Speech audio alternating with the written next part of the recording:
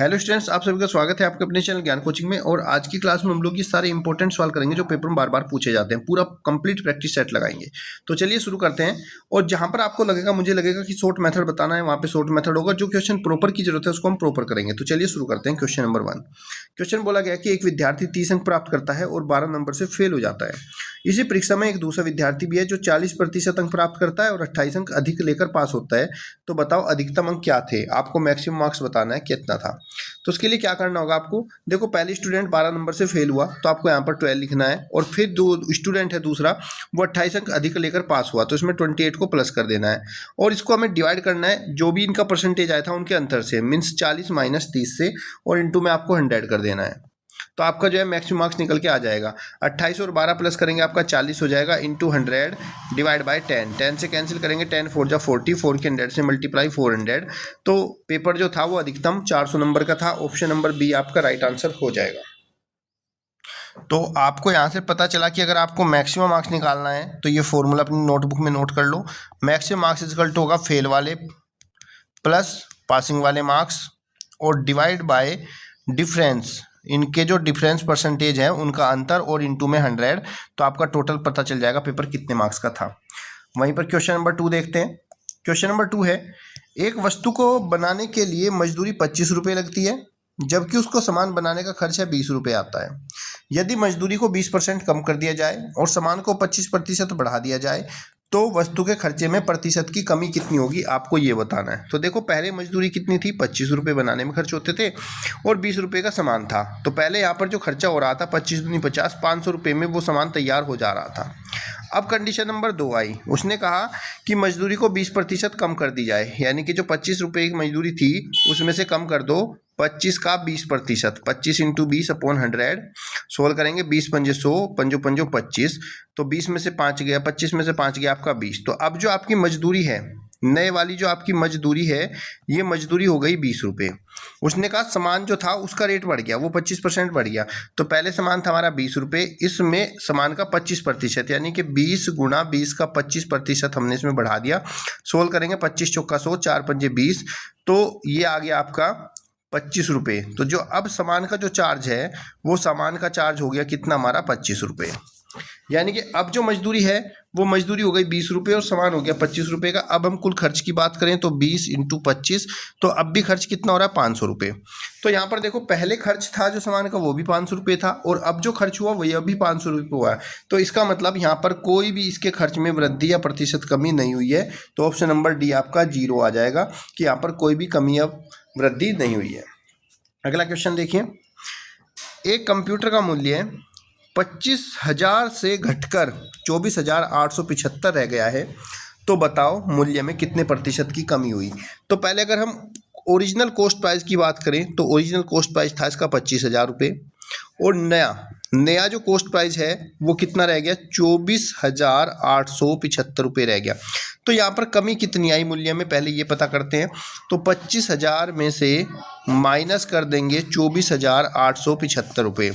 10 में से 5 गया 5, 9 में से 7 गया आपका 2, और 9 में से 8 गया 1। तो यहाँ पर कितना हुआ, 125 रुपये क्या हुआ, कमी हो गई। पूछ रहा है कमी प्रतिशत बताओ, कमी प्रतिशत कितना होगा। तो कमी प्रतिशत निकालने के लिए हमें क्या करना है, कमी प्रतिशत बराबर क्या होता है आपका, कमी जितने भी मूल्य में कमी हुई है डिवाइड बाय जो भी इसका ओरिजिनल कॉस्ट प्राइस था और इंटू में 100। तो मूल्य में कमी हुई है 125 रुपये की और ओरिजिनल मूल्य था आपका 25,000, इंटू में 100 कर देंगे। दोनों जीरो से दोनों जीरो कैंसिल, और यहाँ पे 125 दूनी हो गया आपका 250। कमी हुई हो गई है कितनी, 1/2% की। 1/2 को अगर डेसिमल में चेंज करेंगे तो 0.5%। तो यहाँ पर जो कमी होगी वो 0.5% की होगी। ऑप्शन नंबर बी आपका राइट आंसर हो जाएगा। अगला क्वेश्चन देखिए, अगला सवाल है आपका, इसमें कहा गया है कि 1200 का 5%, 100 के 15% का कितना प्रतिशत है।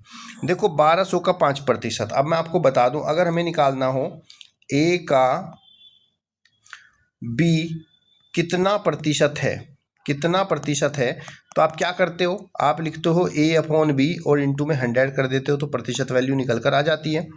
वैसे यहाँ पे पूछा है 1200 का 5%, यानी कि 1200 गुणा 5 डिवाइड बाई 100 के 15, यानी कि 100 इंटू 15 का कितना प्रतिशत है, इंटू में आप 100 कर दोगे।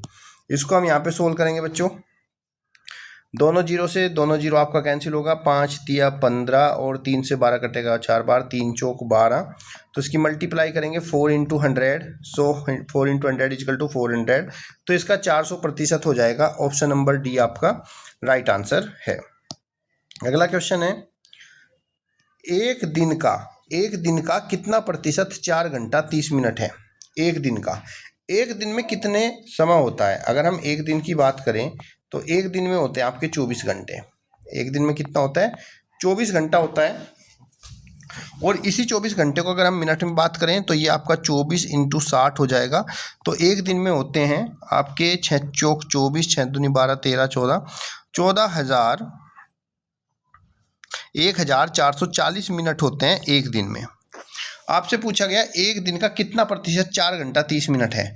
4 घंटा 30 मिनट, तो इसको भी 4 घंटा जो 30 मिनट है इसको भी हम मिनट में बदल देंगे। 4 इंटू 60 प्लस में 30 हो जाएगा, तो आपका हो जाएगा 240 प्लस 30 बराबर कितना, 270।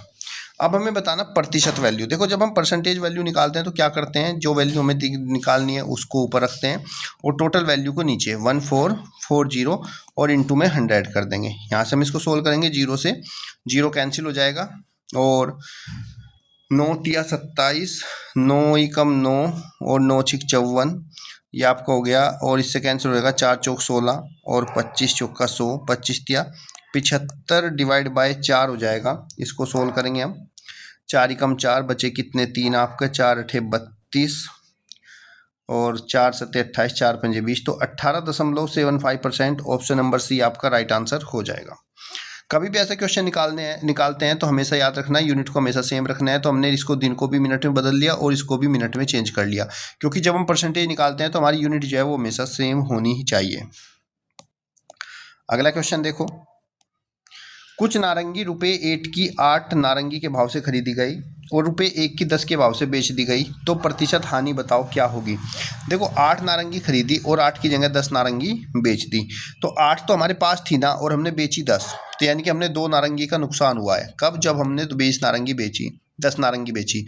तो 2 इंटू 10/100 कर देंगे, 10 दशम 100, 10 दूनी 20, तो हमारा जो है 20% जो है यहाँ पर हानि हुई है। 20% की क्या हुई है, हानि। ऑप्शन नंबर बी आपका राइट आंसर हो जाएगा। अगला क्वेश्चन है आपका कि ए एक पेन बी को 10% लाभ पर बेचता है और बी इसे 50% के लाभ पर सी को दे देता है। यदि ए ने पेन 200 रुपये में खरीदा तो सी की लागत मूल्य क्या होगी, हमें ये बताना है। तो देखो क्वेश्चन को पहले लिखते हैं अच्छे से। ए ने एक पेन बी को 10% लाभ पर, ए है, बी है और सी है। ए ने बेचा किसको, बी को, और प्रॉफिट लिया है इस पर कितना, 10% का।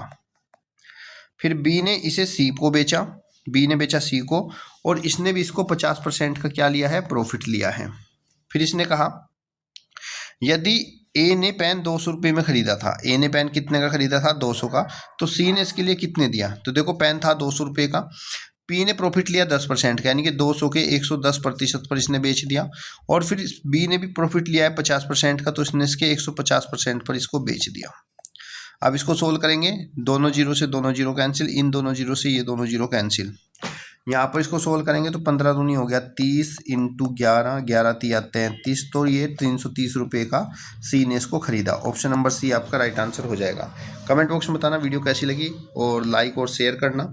और आपको बता दूं अगर आपको सिलेक्शन लेना है तो यही क्वेश्चन पेपर में बार बार आएंगे, इस तरह के सवाल जो है बहुत ही अच्छे से कर लेना।